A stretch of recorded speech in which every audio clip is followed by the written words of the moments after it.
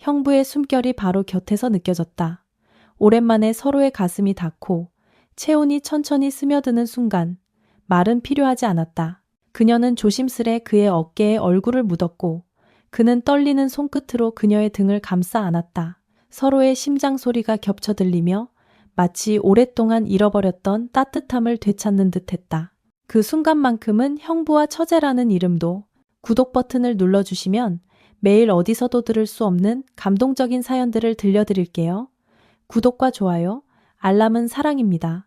그는 62, 외곽시장 골목 끝에서 작은 철물점을 운영하며 살아가고 있었다. 가게 안에는 하루 종일 라디오만 흘러나오고 드나드는 손님은 드물었다. 못 한 봉지 테이프 한 개를 사러 오는 단골들과 나누는 짧은 인사가 그의 하루 전부였다. 5해 전, 그는 길고 지친 이혼 소송 끝에 혼자가 되었다. 전처의 외도와 거짓, 그리고 끝내 남겨진 빈집은 승리의 기쁨이 아니라 깊은 고독을 남겼다. 자식들마저 서서히 연락을 끊자 그의 휴대폰은 고요 속에 잠들었다. 외로움은 처음엔 아프더니 시간이 지나면서 익숙한 공기처럼 그의 삶에 스며들었다. 그는 매일 저녁 철물점 문을 닫으며 라면이라도 끓일까 망설였고 어둡고 차가운 방으로 들어가는 발걸음은 점점 더 무거워졌다. 어느 금요일 저녁 고등학교 동창에게서 연락이 왔다. 정환아, 오늘 얼굴 좀 보자. 그는 처음에는 거절하려 했지만 문득 집에 들어가기 싫다는 생각이 들었다. 사람들 속에 섞이고 싶었다. 그래서 결국 술자리에 나섰다. 오랜 친구들과의 술잔은 잠시나마 마음을 풀어주었다. 농담이 오가고 웃음이 흘렀다. 하지만 그 웃음 뒤에는 여전히 허전한 틈이 느껴졌다. 술이 몇 순배 돌고 누군가 2차로 노래방을 제안했다. 그는 고개를 저었지만 결국 떠밀리듯 자리를 함께했다. 엘리베이터에 오르는 순간까지도 마음 한편은 무거웠다. 노래방 문이 열리자 방 안은 의외로 단정했다. 부드러운 조명, 세팅된 술상, 그리고 잠시 뒤 들어온 도우미들. 그때였다. 문을 열고 들어선 한 여인의 얼굴을 본 순간 그의 심장이 멈춘 듯했다. 익숙한 눈매, 긴 머리. 젊은 날 한번 스쳐간 기억이 번쩍 되살아났다. 바로 전처의 여동생, 오래전 결혼식장에서 마주쳤던 처제였다. 세월이 흘렀지만 그녀의 미소는 여전히 시간을 거슬러 오는 듯 빛나고 있었다. 노래방 안은 웃음소리와 노랫소리로 가득했지만 그는 온통 눈앞의 한 사람에게만 마음이 빼앗겨 있었다. 그녀는 화려한 화장을 하고 짧은 스커트 차림으로 친구들 사이에 앉아 있었지만 그의 눈에는 여전히 그 시절 순수했던 처제의 모습이 겹쳐졌다. 전처와 함께 처음 처가에 인사 갔던 날, 현관에서 수줍게 인사하던 새하얀 블라우스 차림의 소녀.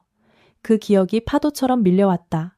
세월이 흘러 이제 쉰을 훌쩍 넘었을 그녀였지만 관리된 모습과 선명한 웃음은 오히려 더 눈부셨다. 그는 말을 꺼내지 못한 채 시선을 피했다. 그러나 밤이 끝나갈 무렵 계산을 마치고 나가려는 순간 그녀가 그의 팔을 살짝 잡았다. 형부. 아니, 이젠 정환 씨라고 불러야 할까요? 낮고 단단한 목소리였지만 그 속엔 흔들림이 있었다. 그녀는 짧은 한숨을 내쉬며 말을 이었다. 이런 꼴로 다시 만나게 될 줄은 몰랐네요. 순간 그의 가슴 어딘가가 울렸다. 그동안 누구도 그의 상처를 묻지 않았는데 바로 그 집안의 막내가 먼저 말을 건넨 것이다. 그는 억지로 미소 지으며 대답했다. 뭐, 벌써 오래된 일이에요. 이제 다 끝난 거죠? 그녀는 고개를 끄덕이며 잔잔히 속삭였다. 몸 조심하세요. 이런 자리 쉽지 않으실 테니까요. 그 말은 짧았지만 깊게 남았다. 그는 골목길을 걸으며 계속 그녀의 얼굴을 떠올렸다. 전처가 아닌 그보다 더 오래전 마음이 흔들렸던 순간 결혼식장에서 스쳐간 그 설렘이 다시 살아나는 듯했다. 밤하늘의 달빛 아래 그는 오래 잠들어 있던 감정이 깨어나는 것을 느꼈다. 무엇에 흔들리는지 스스로도 알 수 없었지만 오랜 세월 굳어있던 마음이 아주 천천히 풀려나고 있었다. 며칠이 지나도 그의 머릿속은 온통 그녀의 얼굴로 가득했다. 낮에는 철물점에서 바쁘게 움직이는 척했지만 밤이 되면 고요 속에서 자꾸만 기억이 떠올랐다. 결혼 준비로 처음 처가를 찾았던 날, 현관문을 열고 나와 수줍게 인사하던 소녀의 모습이 지금도 눈앞에 아른거렸다. 전처보다 10살이나 어렸던 그녀는 앳되고 맑은 눈빛을 지녔고 그 순간 괜히 심장이 쿵 내려앉았던 기억이 아직도 선명했다. 그는 그때의 설렘을 마음 깊이 묻어두고 살았지만 세월이 흘러 다시 눈앞에 나타난 그녀는 그 기억을 단숨에 흔들어 깨웠다. 그날 밤 그는 집에서 라디오를 꺼놓고 커튼 틈으로 스며드는 달빛을 바라보다가 조용히 한숨을 내쉬었다. 왜 하필 너였을까? 중얼거림은 쓸쓸했지만 동시에 오래 잊고 지냈던 남자로서의 감각을 깨우고 있었다. 몸이 아니라 마음이 오랜만에 요동쳤다. 한 달쯤 흐른 뒤 다시 동창 모임에서 그를 불러냈다. 그는 처음엔 거절하려 했지만 머릿속에 스쳐간 장면은 그녀가 다른 이들과 웃으며 앉아있는 모습이었다. 그 생각만으로도 마음이 뒤틀렸다. 결국 그는 외투를 걸치고 모임 장소로 향했다. 그리고 마침내 그녀가 다시 문을 열고 들어왔다. 이번에는 망설임도 없이 그의 옆에 앉아 조용히 팔짱을 꼈다. 형부, 아니 김 사장님.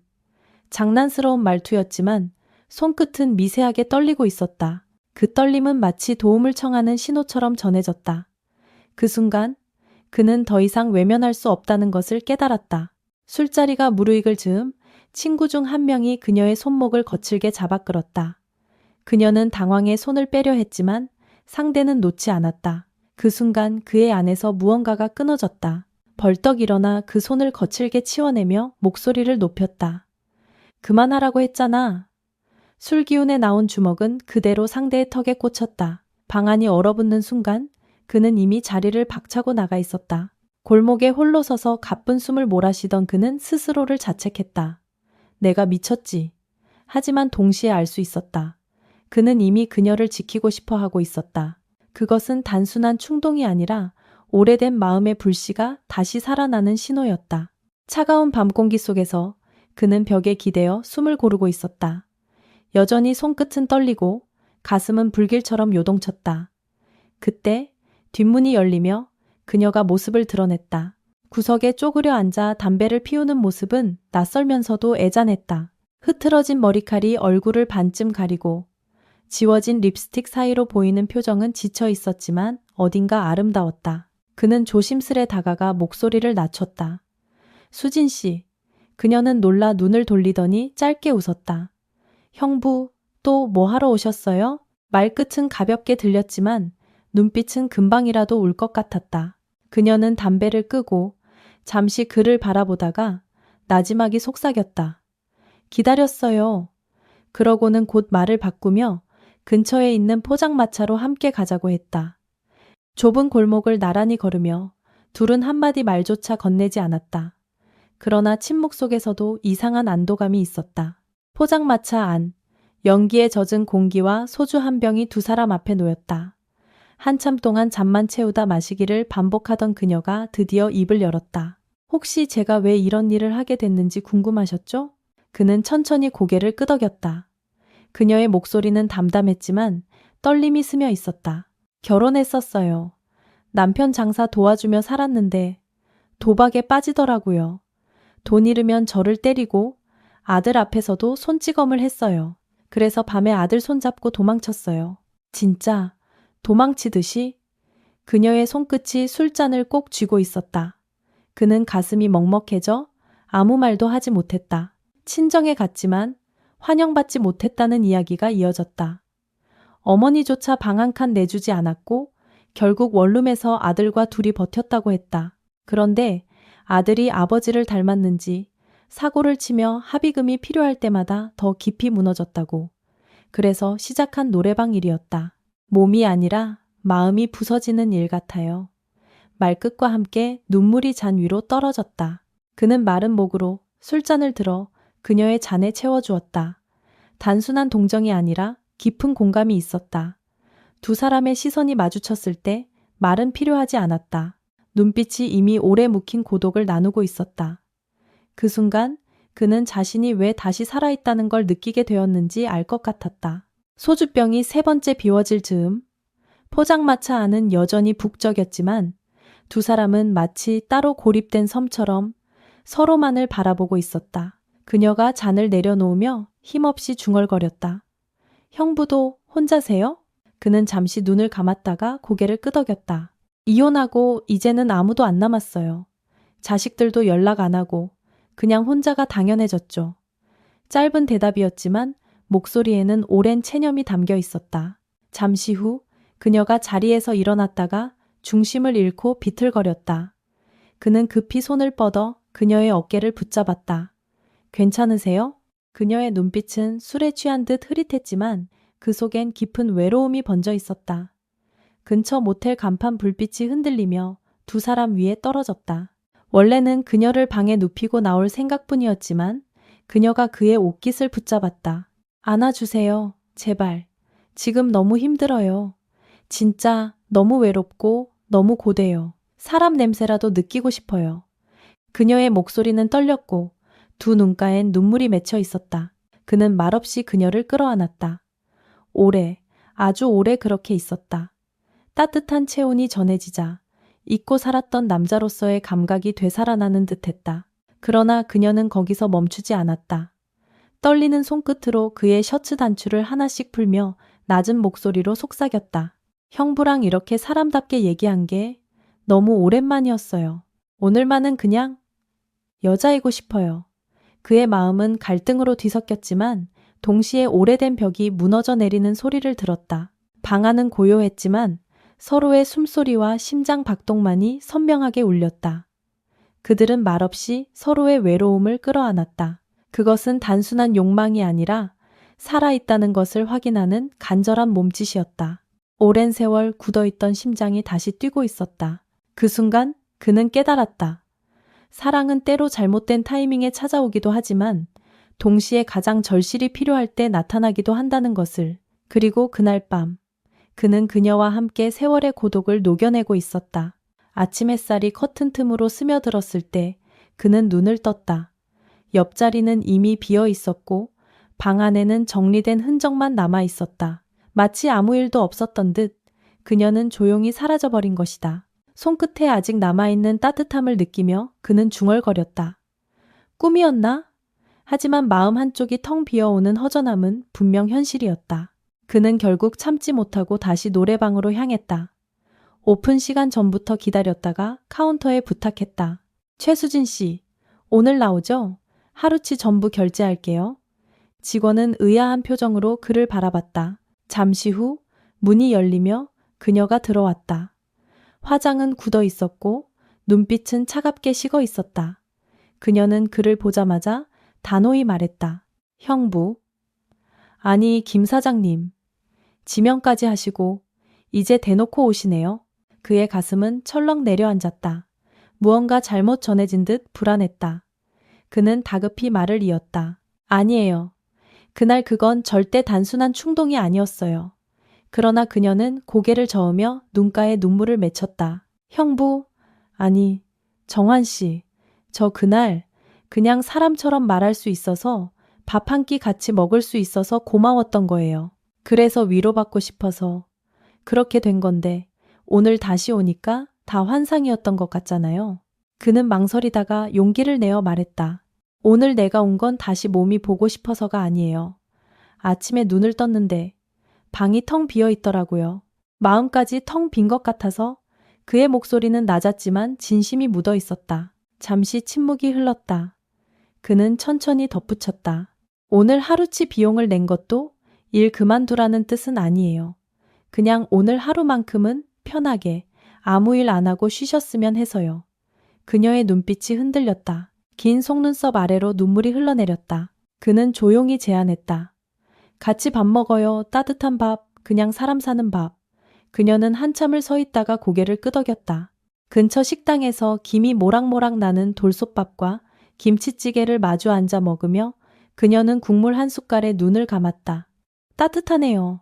국물 하나에 이렇게 울컥할 줄 몰랐어요. 그 순간 그는 알았다. 이 만남은 단순한 충동이 아니었다. 잃어버린 온기를 되찾는 새로운 시작일지도 모른다는 것을. 그날 저녁 그는 그녀를 집으로 데려왔다. 현관을 들어서며 그녀는 작은 한숨을 내쉬었다. 여긴 조용해서 좋네요. 늘 노래방 숙소에서 옆방 음악 소리에 잠 못 들었거든요. 그녀의 말에는 안도와 슬픔이 섞여 있었다. 그는 머뭇거리며 대답했다. 편하게 쉬세요. 난 거실에서 잘게요. 그러자 그녀는 가볍게 웃으며 속삭였다. 어제는 그렇게 안 하셨잖아요. 그 말은 농담처럼 들렸지만 그의 가슴은 이상하게 뜨겁게 달아올랐다. 이튿날 아침, 그는 된장찌개의 구수한 냄새에 눈을 떴다.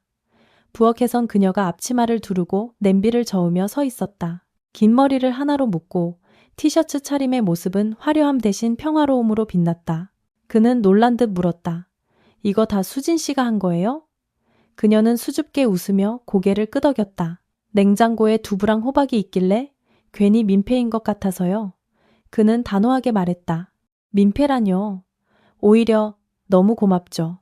식탁 위에는 밥 2공기, 된장찌개, 깍두기, 멸치볶음이 놓였다. 두 사람은 마주 앉아 조용히 밥을 먹었다. 그녀가 국물 한 숟갈을 떠먹고는 미소 지었다. 여기 참 따뜻하네요. 집이 아니라 형부 마음이요.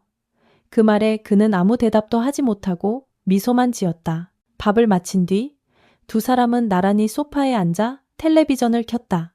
화면 속 소음은 흘러갔지만 서로의 어깨에 스치는 온기는 더 선명했다. 그는 조심스럽게 물었다. 수진 씨, 다시 노래방으로 돌아갈 생각은 없죠? 그녀는 단호히 고개를 저으며 말했다. 후회 안 해요. 이제 몸을 팔아 돈 버는 건 그만하고 싶어요. 그는 잠시 망설이다가 그녀의 손을 꼭 잡았다. 다행이에요. 사실 내가 더 괴로웠거든요. 필요하다면 생활비, 내가 도와줄 수 있어요. 당분간은 나한테 기대도 괜찮아요. 그녀는 눈을 숙이며 작은 목소리로 답했다. 고마워요, 형부.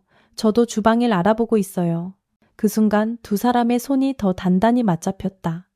단순한 위로나 동정이 아니었다.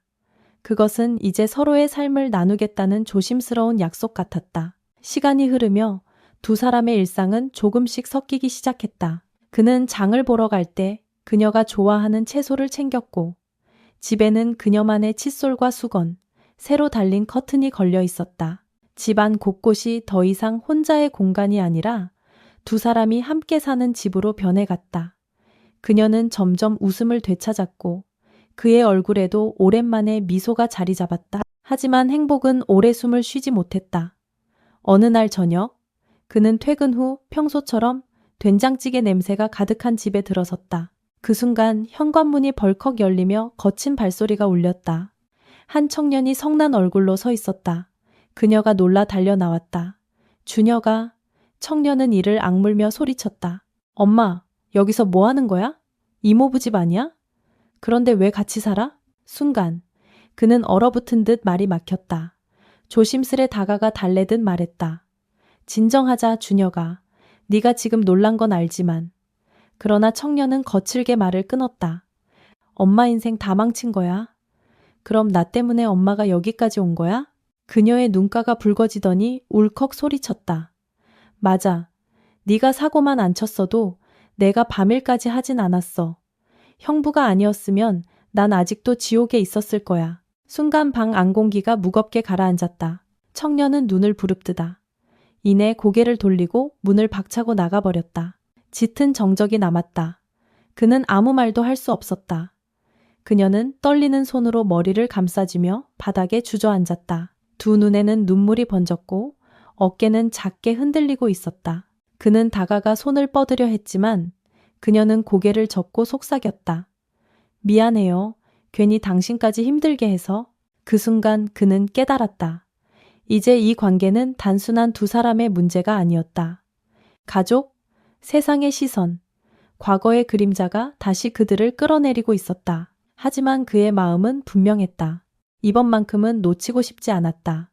그녀를 지키고 붙잡아야 했다. 며칠 뒤 또 다른 폭풍이 몰아쳤다. 그의 휴대폰에 익숙한 이름이 떴다. 바로 전처였다.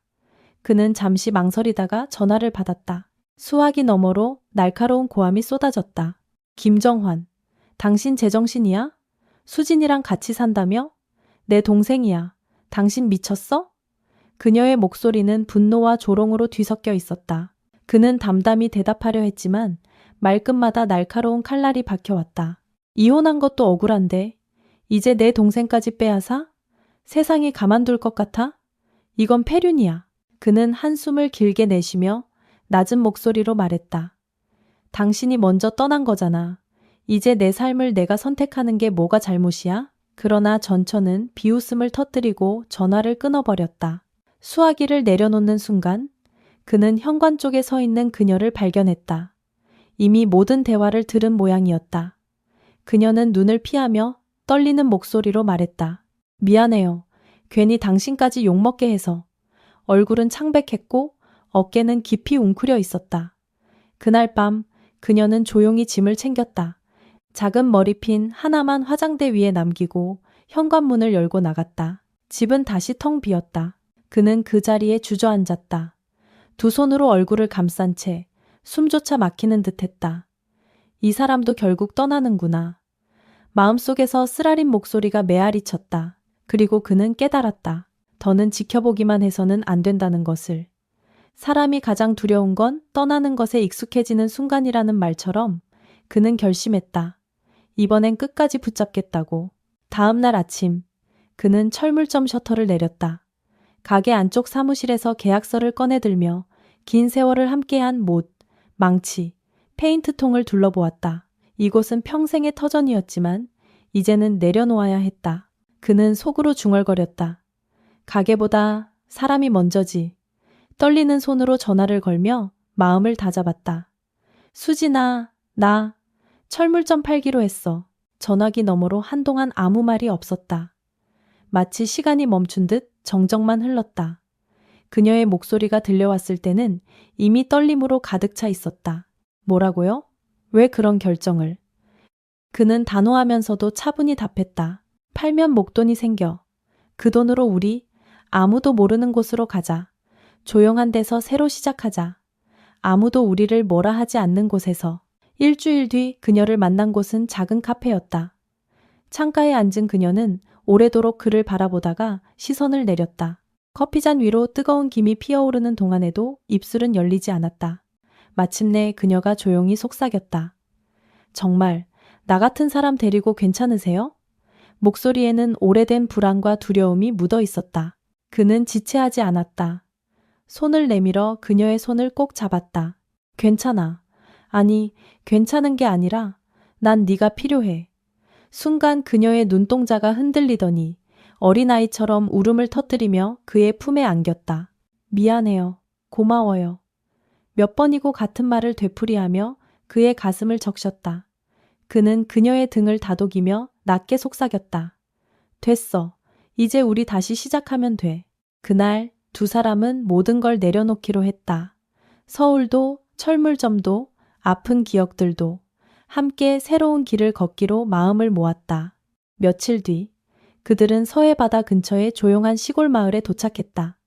작은 땅을 마련해 낡은 집을 손수 고쳐 민박집을 열었다. 그는 목재 데크를 깔고 고장난 수도와 샤워기를 고쳤다. 그녀는 아침 정식을 차리고 손수 갈아낸 커피를 내놓았다. 하루하루는 여전히 바빴지만 도시에서 느끼지 못한 고요와 따뜻함이 있었다. 밤이 되면 마당에 돗자리를 펴고 함께 누워 별을 올려다보았다. 바람은 선선했고 별빛은 두 사람을 덮어주었다. 그 속에서 그들은 오랜만에 마음이 편안해지는 걸 느꼈다. 이제야 진짜 숨 쉬는 것 같았다. 그는 속으로 되뇌었다. 사람이 살면서 붙잡아야 할 건 결국 사람이구나. 오래 버텨온 철물점도 잃어버린 세월도 다 내려놓을 수 있었던 이유는 단 하나였다. 이제 그의 곁에 그녀가 있었기 때문이다. 민박집 생활은 서툴렀지만 그 속에는 잔잔한 웃음이 있었다. 그는 새벽이면 마당에 잡초를 뽑고 낮에는 방을 손보고 저녁이면 그녀가 내놓는 따뜻한 밥상 앞에 앉았다. 그녀는 미인대회 출신답게 감각이 있었고 손맛도 좋아 민박을 찾는 손님들에게 정성 가득한 아침을 대접했다. 그 작은 칭찬에도 그녀의 얼굴엔 오랜만에 자신감이 묻어났다. 주말이면 그녀의 아들 준혁이 찾아왔다. 짐을 나르고 바비큐 준비를 도우며 묵묵히 시간을 보냈다. 처음에는 날카로운 시선으로만 그를 바라보던 준혁이었지만 시간이 흐르면서 조금씩 달라졌다. 가끔은 그를 아빠라고 부를 뻔하다가 얼른 웃음으로 넘기기도 했다. 그 작은 변화 하나하나가 그에게는 기적처럼 다가왔다. 밤이 되면 두 사람은 마당에 돗자리를 펴고 나란히 누워 하늘을 바라봤다. 별빛은 도시의 네온사인과는 전혀 다른 조용하고 깊은 위로였다. 그녀는 별을 보며 속삭였다. 이렇게 누워있는 것만으로도 충분히 행복하네요. 그의 가슴도 그 말에 따뜻해졌다. 아무 말 없이 그녀의 손을 꼭 잡았다. 손끝에 전해지는 체온은 오래 버텨온 외로움을 녹여주는 불씨 같았다. 그는 때때로 자신에게 물었다. 이 선택이 과연 옳았을까? 그러나 그녀의 웃음을 볼 때마다, 아들의 눈빛이 조금씩 부드러워질 때마다 답은 분명해졌다. 옳고 그름보다 중요한 건 이제 더 이상 혼자가 아니라는 사실이었다. 그리고 깨달았다. 사랑은 화려한 청춘에만 있는 게 아니었다. 오히려 세월을 지나온 뒤에야 비로소 더 깊고 단단해지는 감정이 있다는 것을 그녀와 함께하는 지금이 바로 그 증거였다. 그는 손에 남은 그녀의 체온을 느끼며 속삭였다. 이제야 진짜 집이 생긴 것 같아. 그녀는 눈을 감고 미소 지었다. 그 미소 하나면 충분했다. 두 사람은 서로에게 새로운 삶의 이유가 되어가고 있었다. 가을 바람이 부는 어느 날, 민박집 마당에는 국화꽃이 활짝 피어 있었다. 노란 꽃잎 위로 햇살이 부드럽게 내려앉고 두 사람은 나란히 앉아 그 광경을 바라보았다. 그녀가 잔잔히 말했다. 예전엔 꽃이 피는지도 몰랐어요. 늘 바쁘고 힘들어서 고개 들 여유조차 없었거든요. 그는 미소 지으며 답했다. 이제는 같이 보잖아요. 그래서 더 아름다운 거예요. 저녁 무렵 손님들을 배웅하고 난 뒤 두 사람은 마당에 돗자리를 펼쳤다. 밤하늘에는 별빛이 가득했고 바닷바람은 선선하게 스쳐갔다. 그녀가 손을 내밀자 그는 망설임 없이 그 손을 잡았다. 두 손이 맞닿는 순간 세상은 조용해지고 오직 심장 박동만이 들렸다. 그녀는 눈을 감으며 낮게 속삭였다. 형부. 아니, 이제는 그냥 오빠. 옆에 있어줘서 고마워요. 그의 가슴은 벅차올랐다. 잠시 침묵이 흘렀다. 그는 하늘을 바라보다가 마음속 질문을 꺼냈다. 사랑이라는 게 꼭 정해진 틀 안에 있어야 할까? 가족이라는 이름? 사회의 시선? 그런 걸 다 따져야만 진짜 사랑일까? 별빛은 대답하지 않았지만 옆에 있는 그녀의 체온이 충분한 답이었다. 그녀가 그를 바라보며 미소 지었다. 눈가에 잔잔한 주름이 잡혔지만 그 어떤 젊은 날의 미소보다 더 깊고 따뜻했다. 그 순간 그는 깨달았다. 늦게 찾아온 사랑이지만 이것이야말로 자신이 평생 기다려온 진짜 사랑이라는 것을. 국화꽃이 바람에 흔들리고 별빛이 두 사람을 덮었다. 그리고 그들은 아무 말 없이 나란히 걸어 들어갔다. 내일도 모레도 그 이후의 삶도 이렇게 함께 걷고 싶다는 바람만이 남았다. 삶의 끝자락에서 찾아온 사랑은 조용했지만 가장 단단하고 깊은 울림으로 남았다.